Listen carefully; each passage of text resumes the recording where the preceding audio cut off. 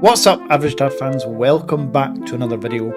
And yes, today we have the Vivo X100 Pro, a phone I have been looking forward to since the Vivo X90 Pro and the 80 Pro and the 70 Pro.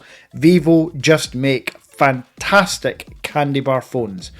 I'm going to tell you all about the specs, show you how it looks, and give you my very first impressions. Let's go.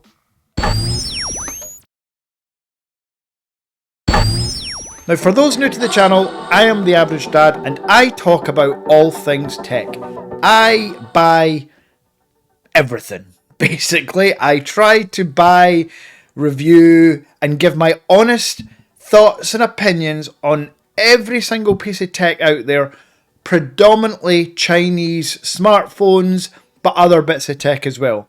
For example, tomorrow I will be giving my first impressions on the Ray-Ban Meta Wayfarers. I'll talk about it more in tomorrow's video, but the point of view, the POV you're going to get from me using a phone's software, hardware, I think it's going to be really valuable and it'll give you that real life perspective. So stay tuned for more videos on the Ray-Bans, and that was the unboxing of the X100 Pro, or at least the phone. There's a charger and a silicone case in there, but we only care about the phone. Now let's talk about the specs. Now I'm actually going to start internally. I'd usually always boast about the hardware first, but internally this is kind of a new one for me. It's not a Snapdragon chip, it's not the Tensor chip, it's not a Apple Silicon chip. It's a MediaTek Dimensity 9300.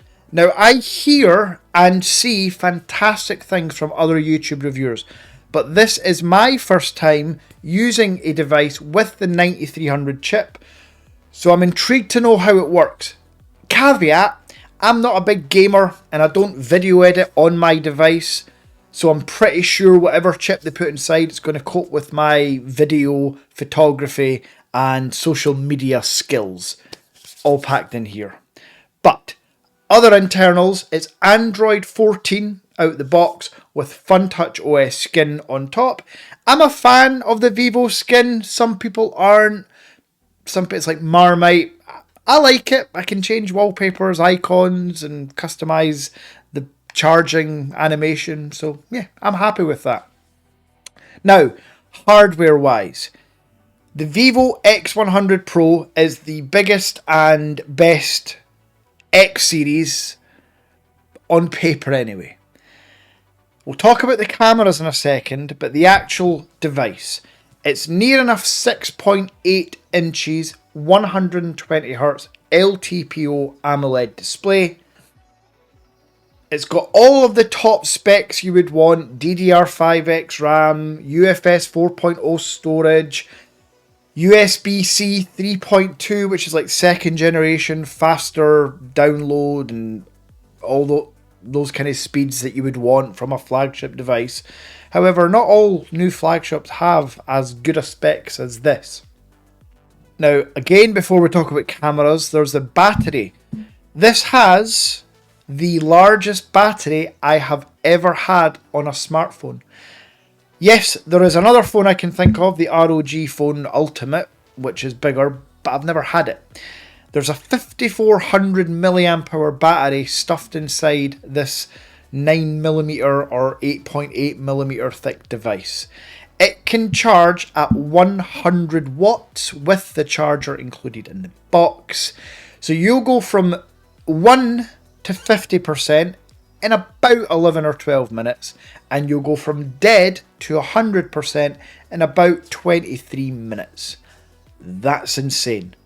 If you want to fork out 40 or 50 pounds, you can buy the Vivo wireless proprietary charger, and that's going to give this phone 50 watts wireless charging, a feature that has to be included in every single flagship from this point on.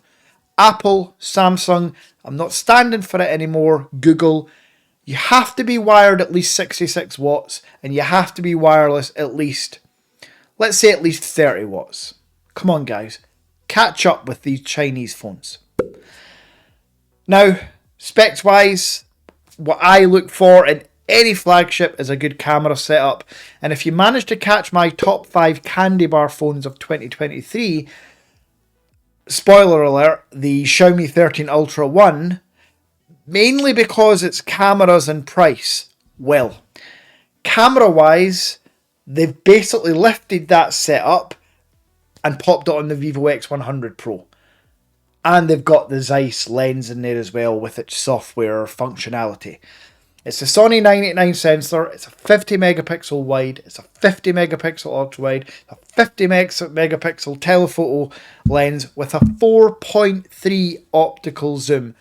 As far as video recording, all lenses in the rear are 4K at minimum. I'll actually go up to 8K at 30 frames per second, I believe just on the main, but that might be across all 3 lenses as well. However, on the front-facing camera, the selfie camera, which as I've mentioned before in many videos, I use the selfie camera a lot of the time to film videos, so I can use the screen as the monitor, and the 4K camera is getting perfect resolution video. But the Vivo, like a lot of Chinese smartphones and the Xiaomi 13 Ultra, is capped at 1080p. Yeah, just the mind boggles. Now, I did mention that the Xiaomi 13 Ultra won this year's best candy bar phone because of its price. Well, the Vivo X100 Pro can be found on, yes, you know where, WONDA, link in description, 512 gigabytes for under £800. If you use my link and pay by bank transfer, you're going to get 3.8% off that as well. So, that was the unboxing using the Ray-Bans. That was the specs brought to you by myself and GSM Arena. Love their website for specs. I'll be giving my first impressions over the next day or two. I will have a full review. As mentioned, WONDA have this for under £800. And you loyal subscribers know I will be selling this when I'm done. I will not be keeping a candy bar phone. I am a foldable man. The Honor V2 is my daily driver. So, if you want to jump the queue, DM me on Instagram if you're interested in buying my Vivo X100 Pro. I'm going to sell it for a nice, even £700, including shipping. Until next time.